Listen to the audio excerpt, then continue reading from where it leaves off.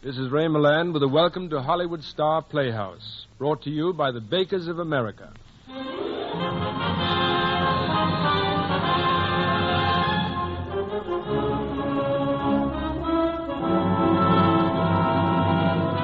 Hollywood Star Playhouse, 30 minutes of mystery, thrills, drama by Hollywood's finest writers, featuring Hollywood's top stars.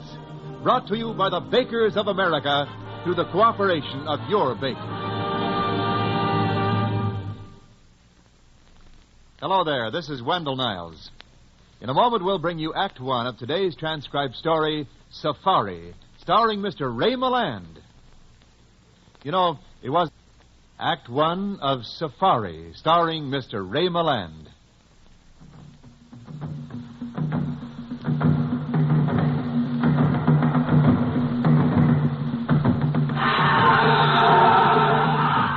You hear that?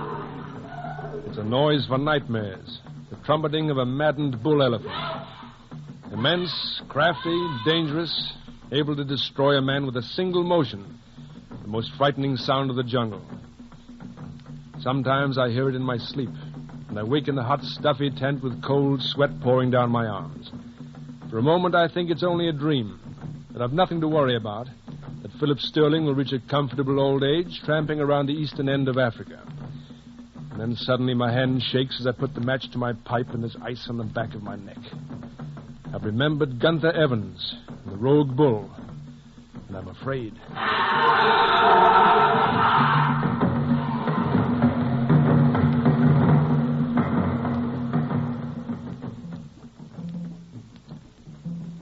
To come on it out of the jungle after a long trek through the bush, Nairobi is almost unbelievable.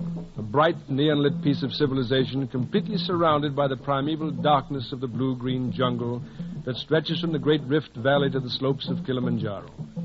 To the white hunter, it's the city, the place of beginnings and endings, of the sunrise-lit departures and the payoff at the end of the trek, of the continual futile drinking to forget. Officially, it's my home. Philip Sterling, Safaris to Order, Box 1020, Nairobi, Kenya Colony, British East Africa. I live there, but I don't like it.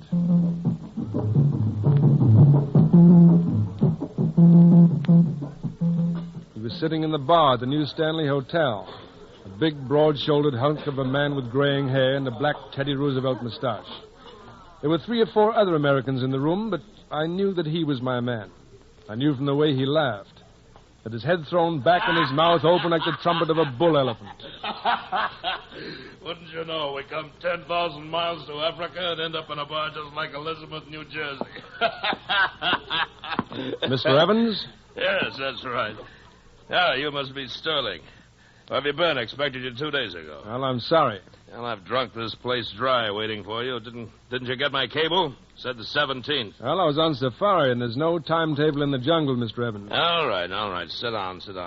Forget it, you're here now. We can get going. Thank you. Philip Sterling, huh? And I hope you're as reliable as your name. That's why I picked you, you know. I'm a great believer in names, Mr. Sterling. Take mine, for example. Gunther Evans. Gone Evans, they call me. That should make me a crack shot. Well, I am. And you've hunted big game before. Moose, mountain lion, grizzly bear, that big enough for you? Well, it depends on the size of the bear, I should think. Not bad at all. I like a man who thinks quick. But don't you worry about me, Sterling. You find the game and I'll shoot it. I've never missed a kill yet. Well, you're very lucky. I have, many times. I thought you were a professional hunter. I am. Yeah. Oh, this is my wife, Felicia. This is Mr. Sterling, our white hunter. How do you do? How do you do, Mrs. Evans? Mr. Sterling's very handsome, isn't he, Felicia? Why... Lean and bronzed, very attractive. Attractive to women, that's what you were thinking, huh?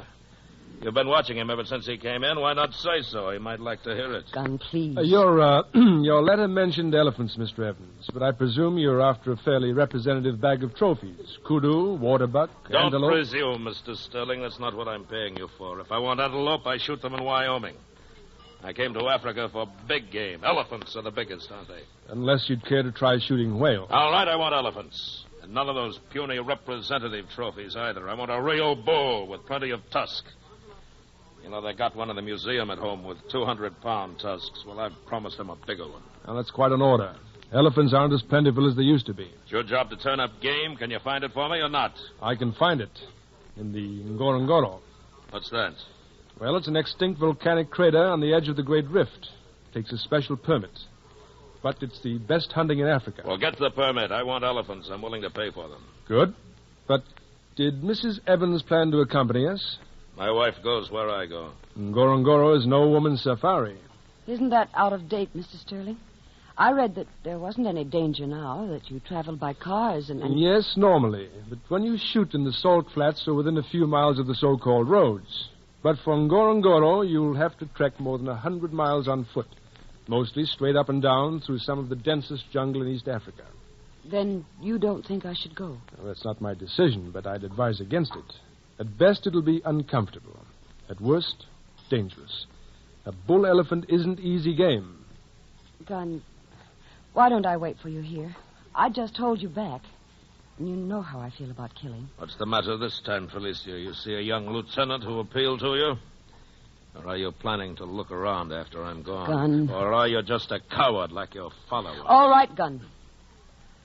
I'll go. She was slender, almost too thin to be beautiful, with copper-red hair, that fine spun texture women always claim they can't manage, and pale, luminous skin. Her face seemed to be all eyes, large, dark, violet pupils set in deep shadows. The eyes of a wounded gazelle who begs for the final bullet that'll put an end to pain.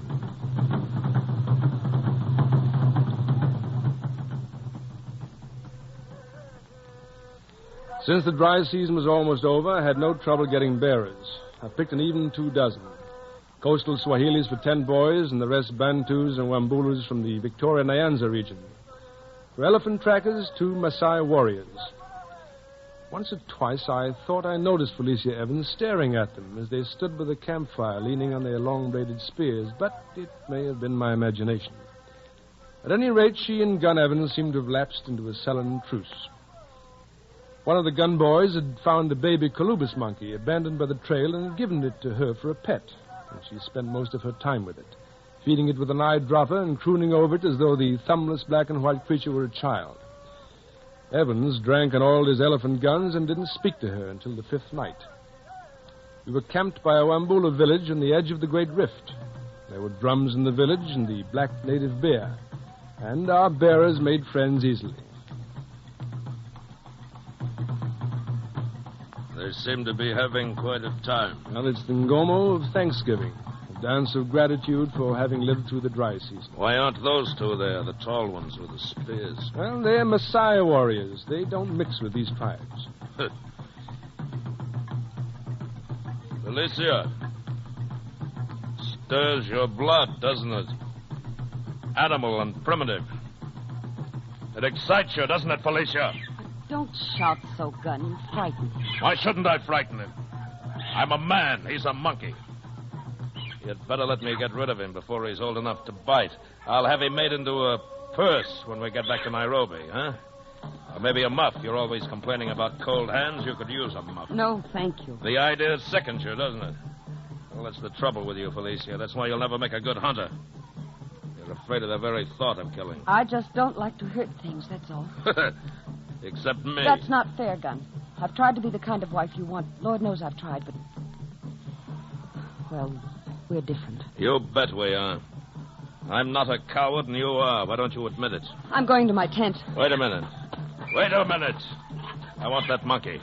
No, Gun. I said I want it. Hold on, Evans. Get out of my way, Sterling, if you would.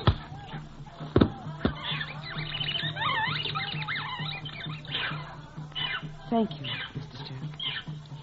Good night. I thought you were smarter than this, Sterling.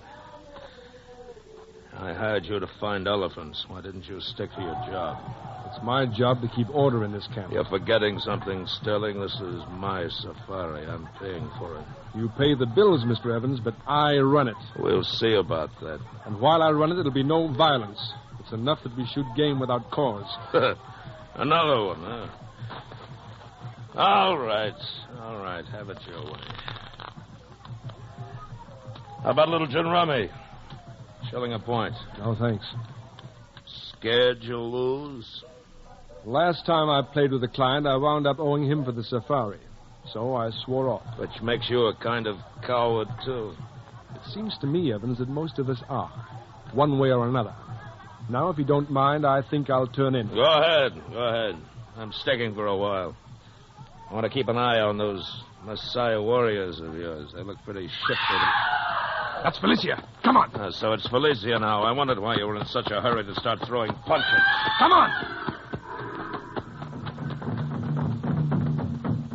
The canvas side of the sleeping tent had been ripped from top to bottom. Back left in the aperture, silhouetted against the night, his green eyes motionless, watching.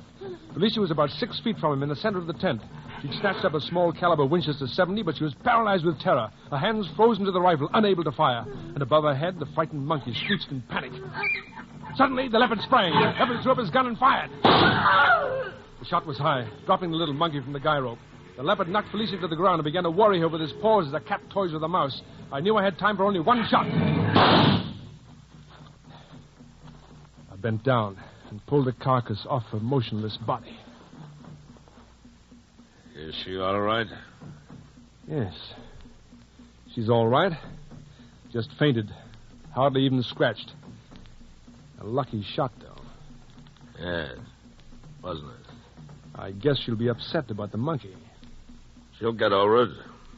It's funny. I thought you had a clear target when he sprang. You know how it is, Sterling. Time like that, man gets confused. Yes. Yes, I know. Only I thought you never missed. What makes you so sure I missed?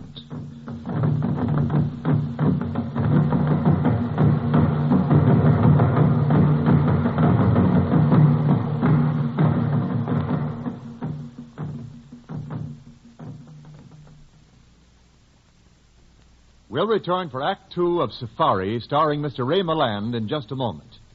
Act Two of Safari, starring Mr. Ray Milland.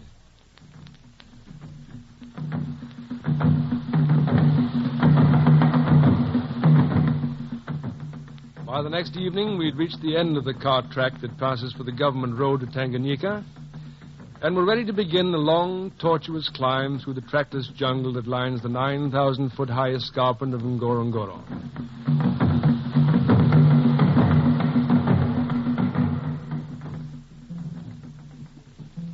The days were a torture of aching bodies and swarming insects, and the nights a damp, nightmare-filled release.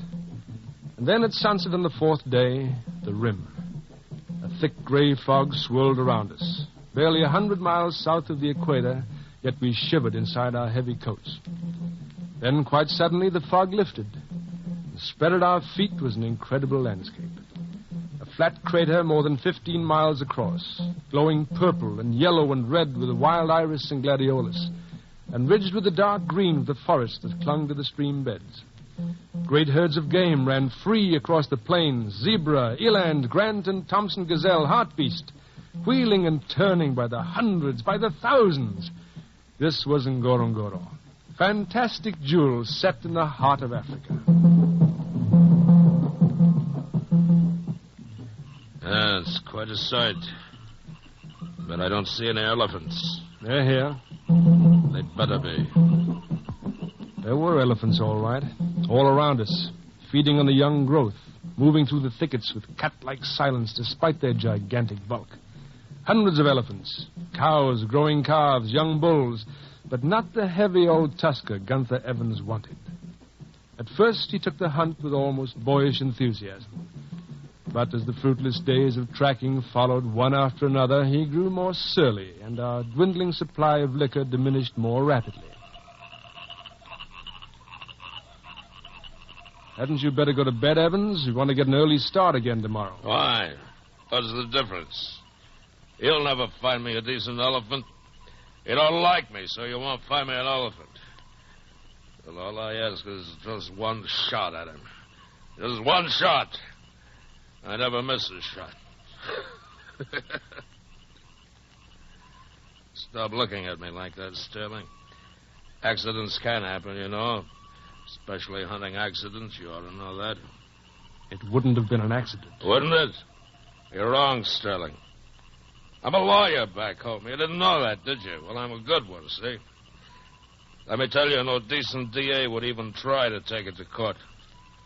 Would have been her fault. She had a gun, only she was too scared to shoot. It's not my fault. She's a coward. You don't much like your wife, do you, Evans? No. No, I don't. I don't like her one little bit. Why not? Because I don't like cowards and I don't like cheats. Does that answer your question? Are you so sure she's either one? She's my wife, isn't she? Is that why you brought her here? Is that why you came on the safari? So there'd be an accident? A fatal one? You ask too many questions, Sterling. That's why you don't find me an elephant. You're too busy asking questions. But I'll tell you, I've nothing to hide. I'm a decent, law-abiding husband. I've spent a lot of money on this joint, a lot of money bringing Felicia along. Now, I ask you, would I go to all this trouble just to get rid of her? Huh? Would I? Huh? Would I?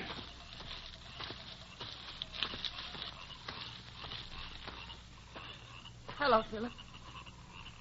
I was wondering when you'd get tired of the orgy and come back here to your tent. What is it between you, Felicia? Why does he hate you? Didn't he tell you? He thinks I'm a coward and a... Well, no good. Didn't he tell you that? Something of the sort. Is it true? My father was Gunn's business partner. He embezzled money from the firm. When he couldn't pay it back, he jumped off a building. Gunn says that's cowardice, that I inherit the tendency. But I wonder if it could be so easy to kill yourself. What do you think? I'm not sure. And the rest of it? Have you ever heard of projection? The need to find your own faults in those closest to you? Is that it? You've known me for 3 weeks. What's your opinion? Well, I'm not sure of that either. You'd like me to make it easy, wouldn't you, Philip? To run away or make advances. But I'm a woman. I enjoy admiration. I enjoy being chased. And caught? Perhaps I'm an elusive quarry. Good night. Felicia, wait. Be careful. For what he said tonight, Don't worry, Philip. I know all about it. I've known for a long time. Then why'd you come on the safari? Why'd you come to Africa? For a silly reason you might never think of. You see, in spite of everything, I'm still in love with my husband. Good night, Philip. Sleep well. She moved away as silently as a gazelle moving through the reeds at the river's edge. A few minutes later, I fell into a troubled sleep.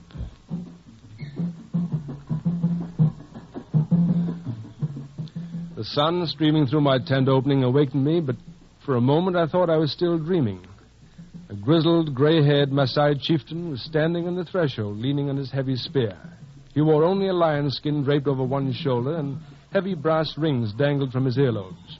Jumbo, Buana. Jumbo, habari ya siku ni yangi? Timbo, Buana. Buana, Timbo. Elephant. Lord Elephant. I hurried into my clothes. I fired a barrage of questions in Swahili at the old warrior. He answered each one slowly and thoughtfully with the careful deliberation befitting a statesman and diplomat whose word is law over 500 square miles of jungle. But by the time Gunther Evans poked his head through the tent flap, I'd heard all I needed to know.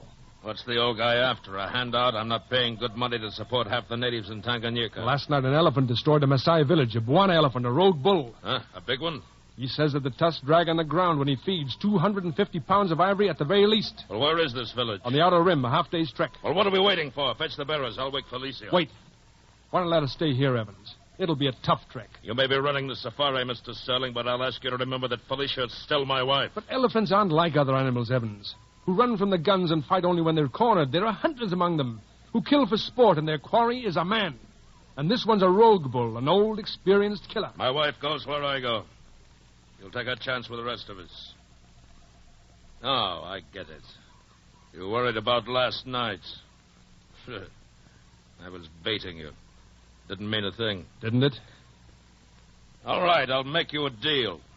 I'll take the trackers, you stick with Felicia. If she needs protection, you can give it to her. That's fair enough, isn't it? I guess so. Remember, Sterling, she's your responsibility. Look out for her.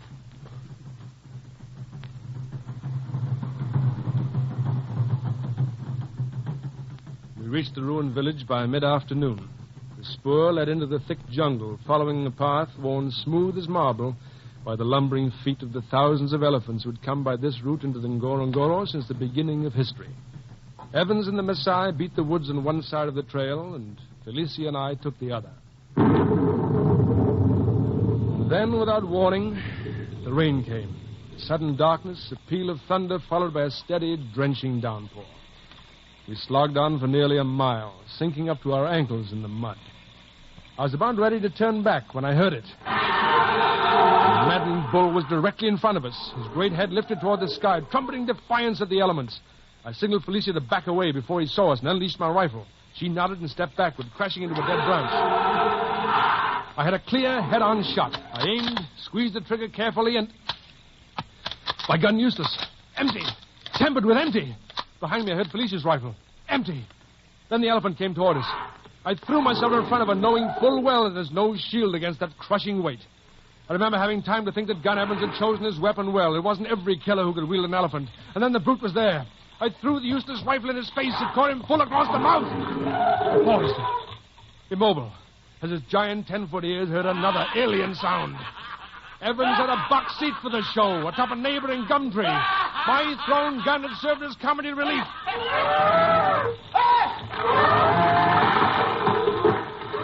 The elephant tore out the tree and knocked the big man to the ground.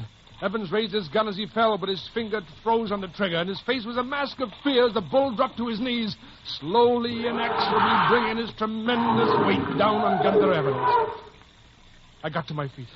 But Felicia was ahead of me, running toward the bull, slipping past the writhing trunk, grabbing Evans' rifle, pressing its muzzle against the gray, leathery skin, and pulled the trigger.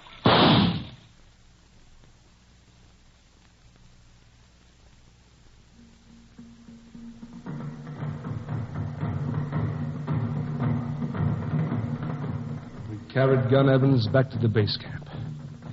The journey that had taken half a day took 3, picking a careful route through mud and mire. Felicia stayed beside the litter without sleep, but he only regained consciousness once, to moan for water, and to press her hand tightly like a wayward child that begs forgiveness. It's all right, Gun. Everything's all right now. Her eyes, when they looked up at me, held no tears. They moved to the gigantic ivory tusks the Maasai trackers were carrying. Then back to Gun's face. Their expression wasn't the gazelle's anymore, but the cool, firm look of the huntress who returns with trophies from the chase. And Felicia Evans wore it proudly.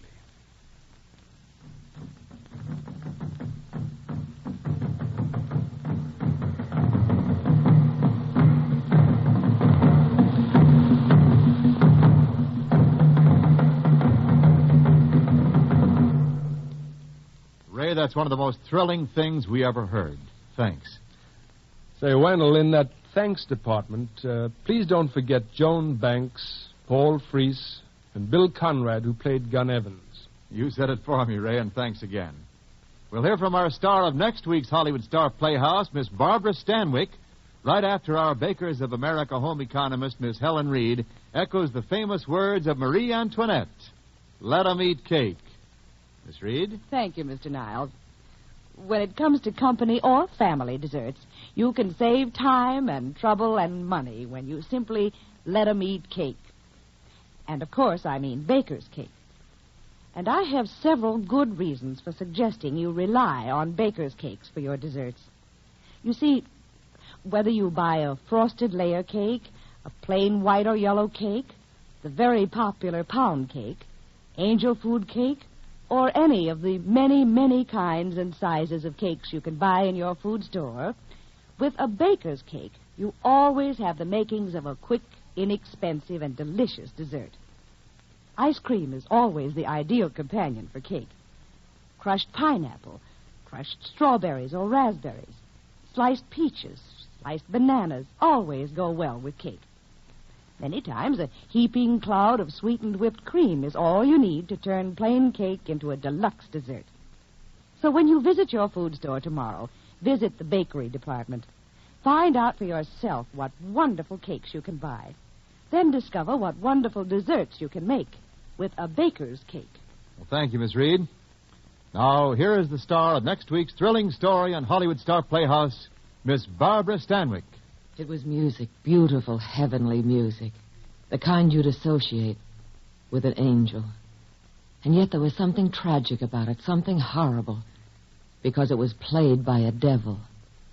A devil called Mrs. Techie.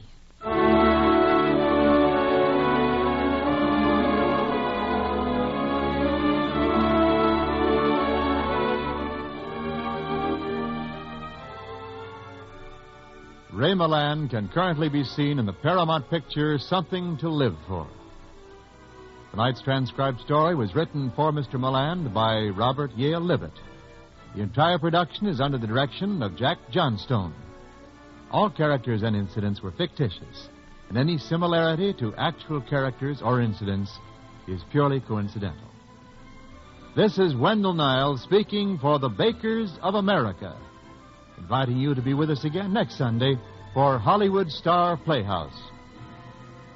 Enjoy another half hour of fine dramatic entertainment brought to you direct from Hollywood by the Bakers of America, who are helping you serve better meals through bakery foods.